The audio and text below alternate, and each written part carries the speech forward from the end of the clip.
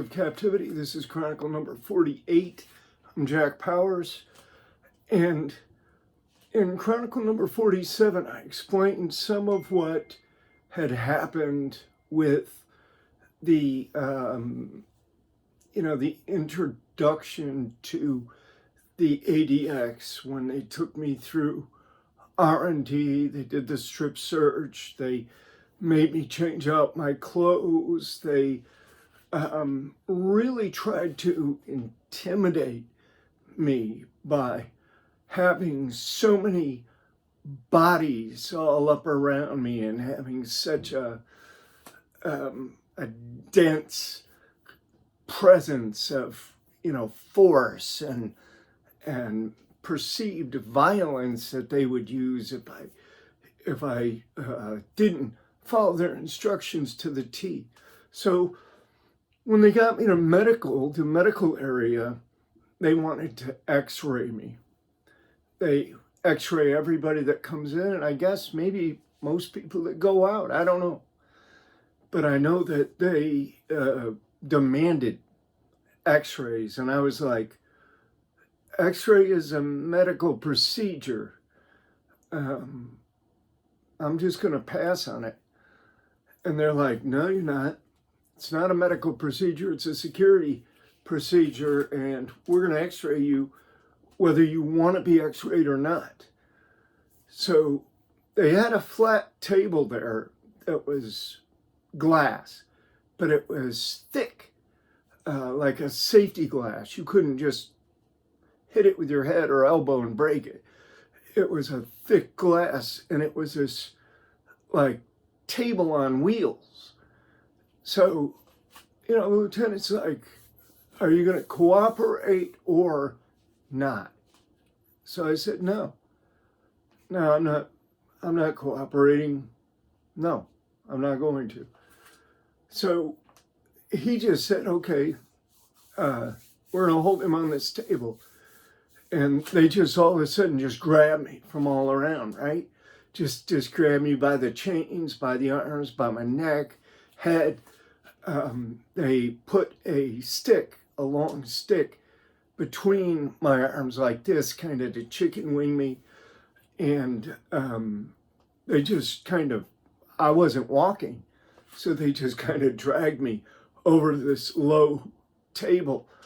It was very low to the ground. It's very low. It was like a coffee table or something, but it was big enough for a person to lie on. And they just held me down, and they put on these lead vests. They put on these lead vests, and the black dude from Nigeria, the guy that was working the machines, he just went right along with them, like, yeah, okay. And I'm like, hold up, it's obvious this guy's medical personnel. You're using medical personnel to carry out security functions.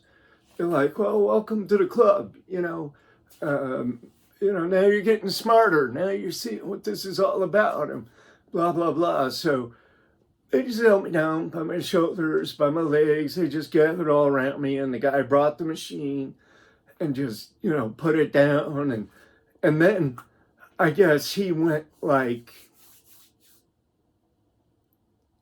overlap section by overlap section. He started at the head and x-rayed my head about 15 times, and then went down the body and kept adjusting it just a little, and then taking another x-ray. He'd go behind this thing, take another x-ray, go behind the thing, come out, adjust it, take another x-ray, go behind the thing. So yeah, these people were not very pleased, and they wanted to show me that my body was completely within their control, that I wasn't going to do anything at all that they didn't want me to do, and that there was no one in that place, in that dark dungeon, that fucking shithole. There was not a single person that was going to stand up and say, hold up, we're not doing this. We'll put them in a strip cell. We'll put them in a dry cell. See, typically when you refuse x-rays, which x-rays everywhere else in the Federal Bureau of Prisons is a medical procedure. Now, certain lieutenants will order the PAs or the doctors, not doctors, but the technicians to do x-rays. And if you consent to it, then, who cares, right? So this is the game they play, is they want to make sure that they drive you to the nth degree. Now, what could I possibly have had on me that would have gotten through all of the other x-rays, all the x-ray machines that you go through, all of the shakedowns, all of the searches, everything else? What would I possibly have? A shank stuck up my ass? Or a piece of a hacksaw blade, maybe? Those are the only two things I can think of that would be of any concern to correctional staff. So both of them are up the ass, right? Because what are they going to do if let's say I swallowed a piece of a hacksaw blade and it's in my stomach. Now what are you going to do? You x-ray it and you see it. Now what are you going to do? You're going to put me in a dry cell.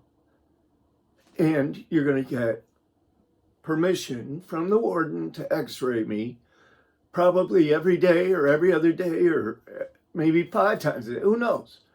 Until you see that hacksaw move into position, and then it's going to be shit out, right? You're going to be in a dry cell. So when you take a shit, they're going to be right on top of you. And for those of you who don't know what a dry cell is it's just a cage, just a bare concrete and steel cage. You probably have a mattress. You might possibly have a sheet, maybe a blanket. I've never been in a dry cell where I had both a sheet and a blanket. And most times I had neither. And sometimes I didn't even have a mattress. But they put you in a dry cell when they think you have contraband inside your body and they can't get it. Or you won't let them take the x-rays or whatever. That typically in the Bureau of Prisons, that's what they do. They'll dry cell you.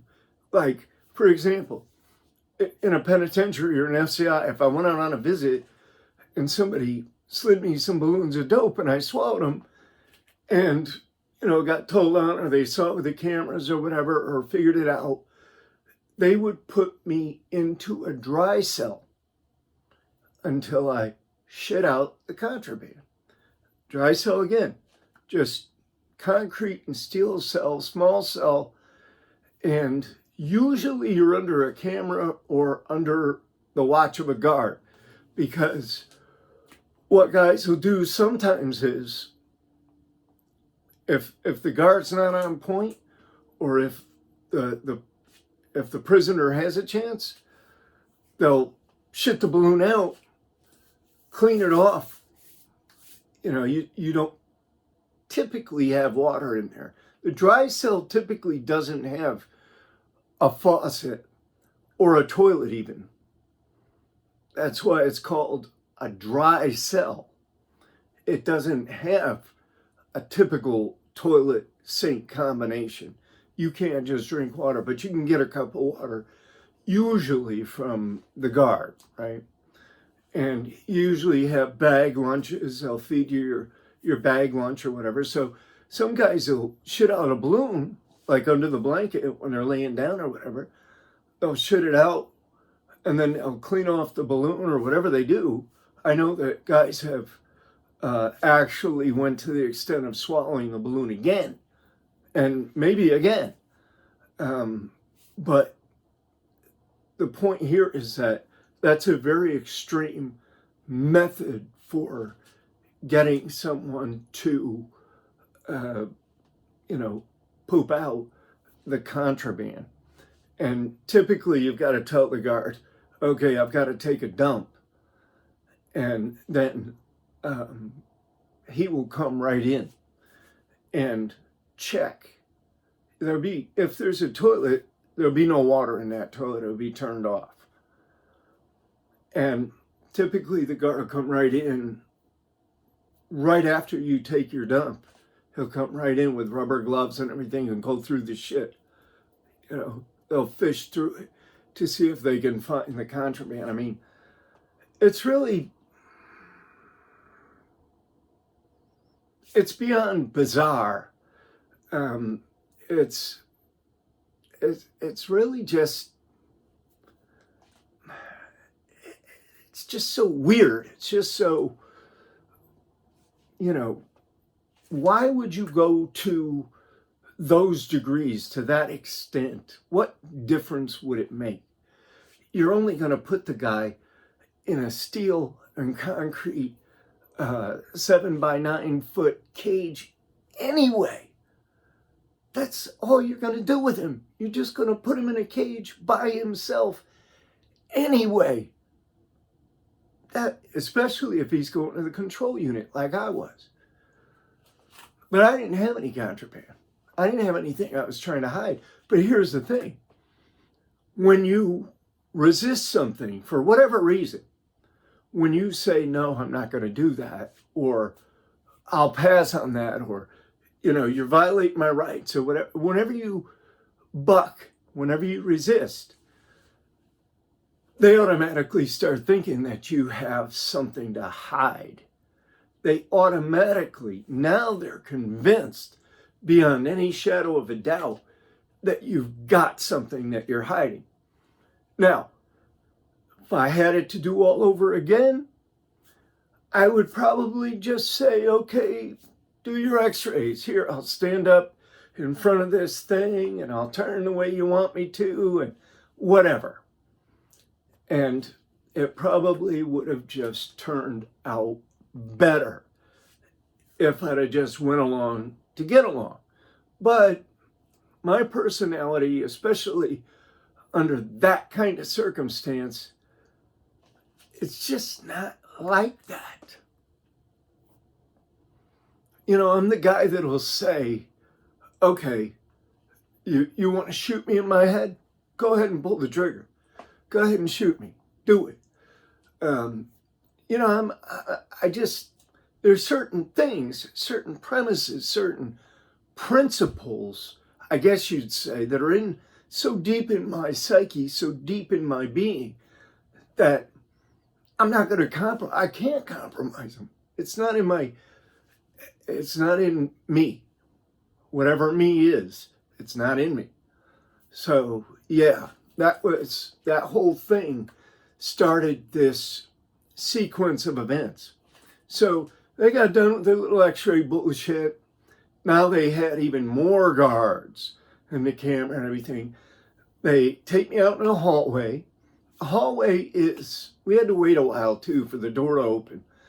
From medical, there had to be all kinds of clearances. The captain, the warden, everybody had to sign off, I guess, on this one door being opened and me going into the hallway. So with about 15 officers, right? Or whatever it was. It wasn't 15, it was probably, 7, 8 altogether, lieutenant.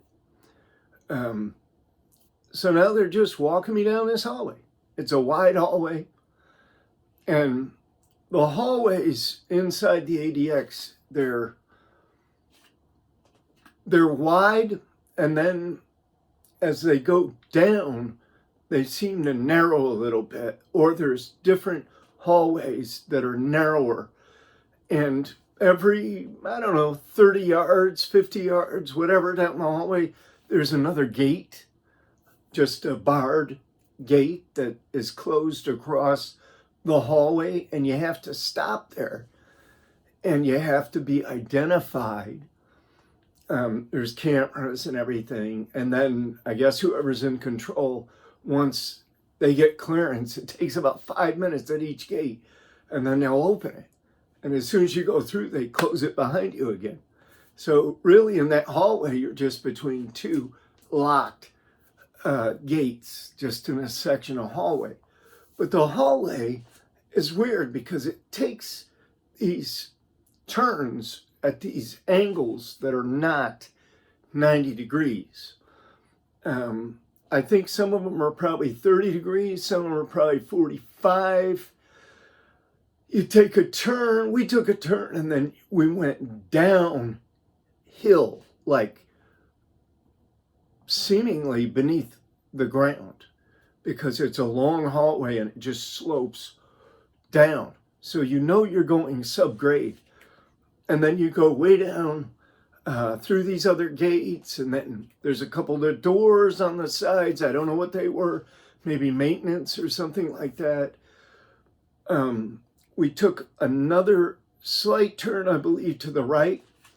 We walked up this hallway. There were some food carts in that hallway because they parked the food carts out there, and whoever comes and gets them comes and gets them with a little electric cart. You know, it's like a golf cart. They'll just hook all these big stainless steel tray racks onto this cart and just drag them back to food service, wherever they're doing that, probably the camp or wherever. But yeah, it was just, and so we got to the door that said control unit over it. And it was just a nondescript door, just a brown door, like any other door in the hallways. It was a boxcar door. And so they said, we've got Powers. And then the guy's like, Powers, what's your number? I give him my number because now I'm just like, fuck it. You know, I'm not going to, I'll go to certain, I'm not going to be an asshole. I'll resist if my rights are being violated. Of course, I'm going to resist. But I'm not going to be just an asshole. So give my number. The door opens. We go into a sally port. Again, the sally port is just this little, not little, but it's a big space with a barred door across a hallway, and then the solid door going across the outer hallway. So you're just locked in this little space. And once the outer door is shut, then they open the inner door. And they just walked me down this little hallway. There was an office on the left. There was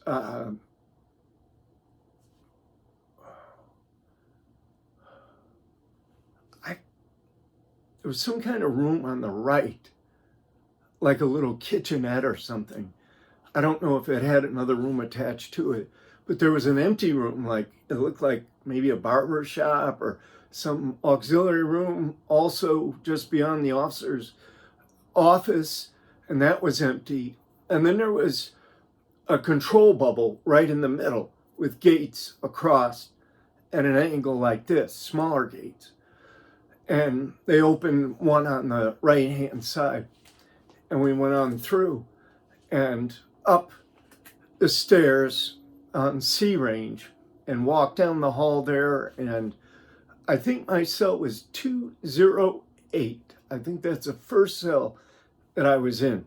So when we come back for Chronicle number 49, I'll continue to tell you about my first days at the ADX and what it's all about.